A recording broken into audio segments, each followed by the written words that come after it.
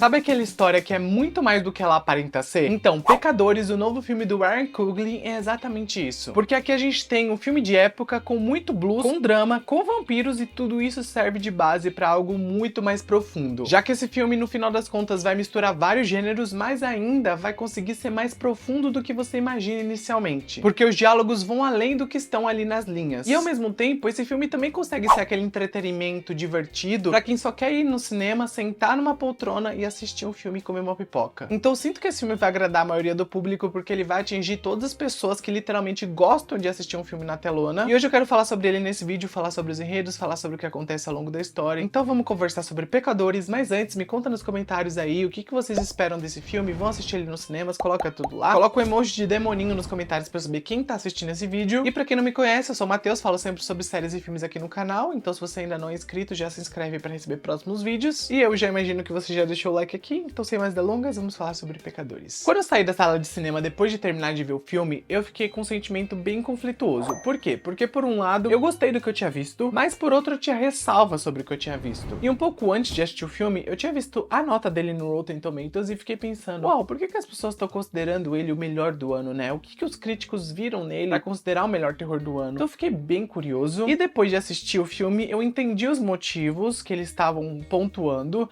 mas ao mesmo tempo, eu fiquei ainda pensativo. Só que uma coisa é certa nesse filme, que é basicamente que ele é um bom filme, ele é um filme funcional, ele é um filme que entrega o que ele promete e ao mesmo tempo consegue te surpreender, mas ainda eu fiquei bem cucado sobre ele ser o melhor terror do ano, porque na minha visão, ele está no top 3, mas não necessariamente como o primeiro filme. Até porque os dois primeiros são Acompanhante Perfeita, porque eu tenho um carinho especial por esse filme, sei que vai ter gente que vai reclamar falando que ele não é tudo isso, mas pra mim é tudo isso sim. Em segundo lugar ficou Heart Eyes, um filme que quase ninguém assistiu, mas que eu amei porque é um slasher que sabe ser um slasher, que entrega exatamente isso. Então, aí eu coloquei em terceiro lugar Pecadores, porque Pecadores eu vou falar sobre o porquê ele é bom nesse vídeo, mas achei ele muito bom, só que não o melhor do ano. Mas eu sei que cada um tem um gosto diferente e é exatamente por isso que eu gosto tanto de cinema, porque cada pessoa vai interpretar um filme de uma maneira, vai sentir coisas daquele filme de uma maneira e vai absorver aquela mensagem de uma maneira. E eu odeio fazer listas por esse motivo, sabe? Porque cada perspectiva de um filme é diferente. Eu gostei unicamente de Pecadores, Acompanhante Perfeita e Heart Eyes por motivos diferentes. Então é difícil colocar numa balança qual eu amei mais do que o outro. Mas eu sinto que o cinema é muito sobre isso, sabe? É sobre você encontrar o que te deixa feliz, o que te agrada e você literalmente aproveitar a sensação de ver aquela obra numa tela e é isso. E eu sei que Pecadores vai ser um filme que vai se tornar especial pra muita gente. E muito disso vai acontecer por conta do ótimo texto que ele tem aqui e, claro, por conta da quinta parceria de sucesso que o Ryan Coogler fez com o Michael B. Jordan, né? Esses dois trabalharam ali em Creed e Pantera Negra juntos, e essa parceria deu certo e agora eles já estão no quinto filme. E na trama de Pecadores, nós conhecemos os gêmeos Fumaça e Fuligem, que são ex-soldados bem intimidadores que passaram bastante tempo roubando gangsters lá em Chicago. E agora eles têm dinheiro, então eles decidem retornar para sua pequena cidade natal, no Mississippi, para realizarem ali o sonho de serem livres e ajudarem a sua antiga comunidade a ter um lugar para se sentirem livres também. Então assim, eles não pensam só em si mesmos, eles pensam na comunidade como um todo. E eles foram inicialmente para Chicago porque eles pensaram que aquela cidade era uma cidade que se dizia sem discriminação, uma cidade onde eles encontrariam oportunidades, mas aquele local era uma cidade onde eles perceberam que só se dizia progressista, mas de progressista eles não tinham nada. E esse ponto inicial que o filme traz pra gente é algo que ressoa lá pro final da história, e eu vou falar um pouquinho sobre isso ao longo desse vídeo, vocês vão entender. Mas pra mim, o grande ponto fraco de Pecadores é o início do filme, e eu já até quero tirar o band-aid nesse ponto, né, e falar do ponto fraco, porque depois a gente só vai falar de ponto forte. Mas o início tem um ritmo lento, tem uma narrativa mais sucinta, que não acontece tanta coisa, então a dopamina que eu esperava pelos trailers, materiais promocionais, acontece só da segunda metade pro final, e isso me frustrou um pouco no começo, não vou mentir pra vocês, eu fiquei tipo, ai, quando esse filme vai começar? Não que tava ruim, só que eu esperava outra coisa, aí eu dei uma frustradinha ali no começo, mas da metade pro final compensa. Então já deixo aqui avisado pra vocês que quando vocês forem assistir, já esperem um começo um pouco mais devagar. Começo esse que vai mostrar o gêmeo chegando na cidade, comprando uma antiga serralheria desativada e iniciando um plano de transformar essa serralheria nesse mesmo dia num clube de blues. Sim, eles vão fazer tudo num único dia e mal sabia eles que seria o único dia que eles abririam esse clube, né?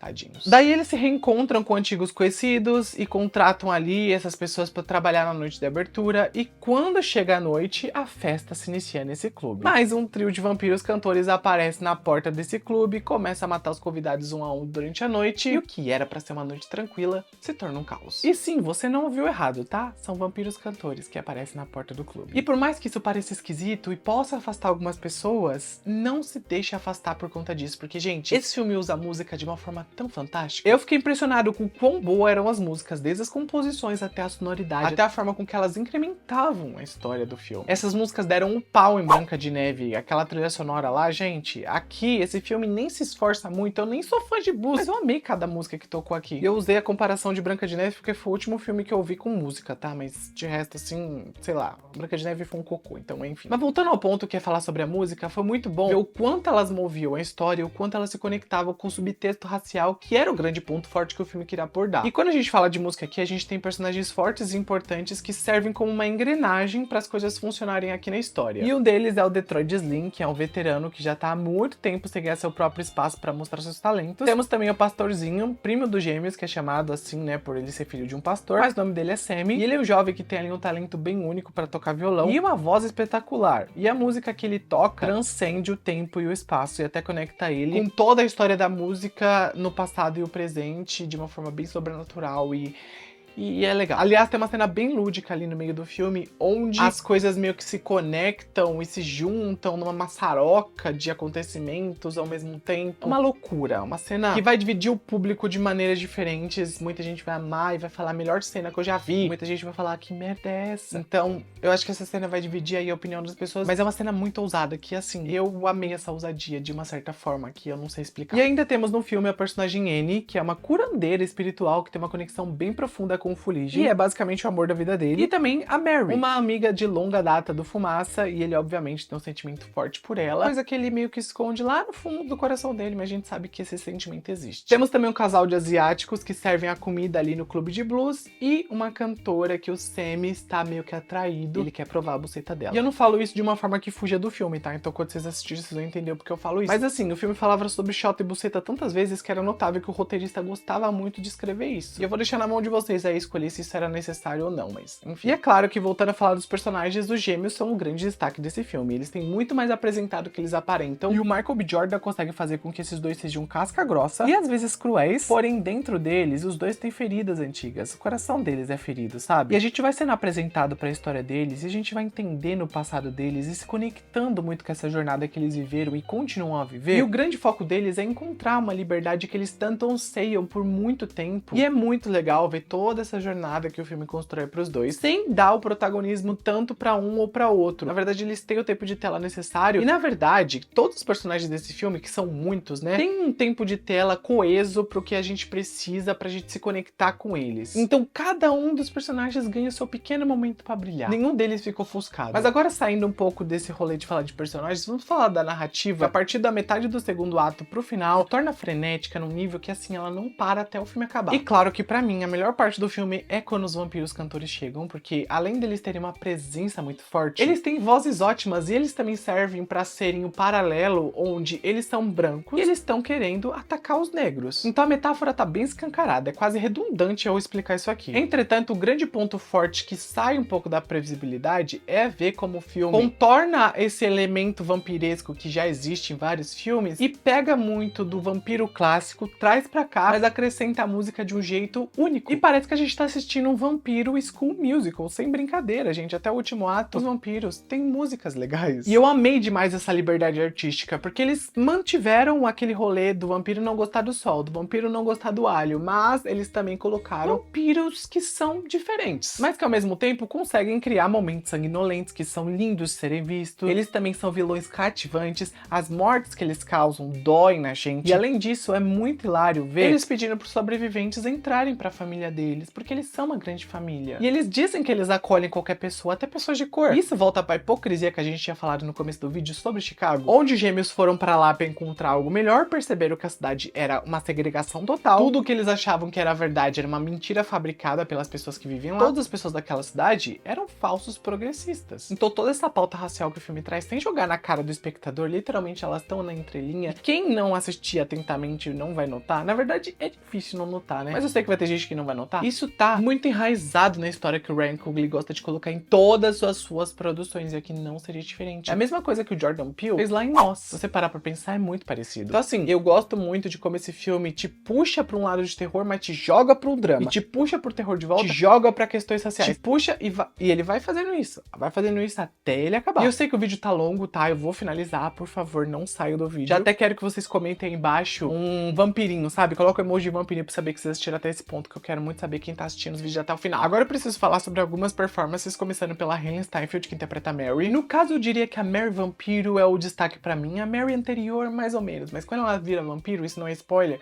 ela arrasa, se torna impiedosa, se torna sedutora, e ela tá muito confortável nesse papel. Então ela entrega aquele jogo de cintura bom. Eu deixaria ela me chupar completamente, assim, sem pensar duas vezes. E não só ela foi um destaque pra mim, como o Michael B. Jordan, obviamente, foi. Ele é o grande centro de tudo isso, e ele consegue dar uma personalidade distinta pros dois irmãos, e você sente uma conexão forte entre eles, principalmente no final, que é o ponto alto da história que eles têm. E tem uma cena pós-crédito, tá? Só vou deixar isso bem avisado agora, porque é uma cena que acrescenta algo que você não esperava antes de ver ela, então assista a cena pós-crédito. E pra finalizar, gente, ver esse filme IMAX foi uma experiência bem imersiva. Porque as cenas chocantes e vívidas eram sempre filmadas com essa câmera, e elas preenchiam a tela de uma forma que a gente tinha a sensação que a gente tava vivendo aquilo. Então foi uma das experiências do IMAX mais legais que eu assisti nos últimos anos. Foi aqui a desse filme, porque o Ryan conseguiu usar a tecnologia IMAX de uma maneira brilhante na minha visão, porque parecia que quando a cena aumentava, né, quando a tela ficava expandida, sabia que ia vir coisa louca pela frente. E é exatamente isso que eu gosto, sabe? Ele meio que já te deixava avisado, e você já ficava com o coração ali na expectativa. Então eu sinto que Pecadores vale a pena você ir no cinema assistir. O começo é lento, como eu já disse, vai incomodar algumas pessoas, mas não desista do filme. Na metade já tá melhorando, no final fica intenso, frenético, e você vai sentir muitas coisas assistindo. E ó, eu não falei nem da metade das coisas que eu vi aqui no filme, em relação principalmente às pautas raciais, tem muitas outras coisas que eu poderia destacar, mas eu acho que se muita gente vai reclamar aqui nos comentários que eu dei spoiler, eu sinto que isso vai acontecer, sendo que eu acho que eu não dei, porque eu não falei de quase nada envolvendo os pilotos aí, né, os twists que aparecem na história, vai ter gente que vai reclamar. Isso vai ficar pra um outro vídeo, quem sabe um vídeo com spoilers, mas não sei também. Se esse vídeo engajar, eu faço um outro, se não engajar, beijos. Mas me conta aí nos comentários, gostaram dessa análise? Vão assistir o filme nos cinemas? Comenta que eu quero muito saber. Deixa o like que é importante, se inscreve para próximos conteúdos. Beijo e tchau.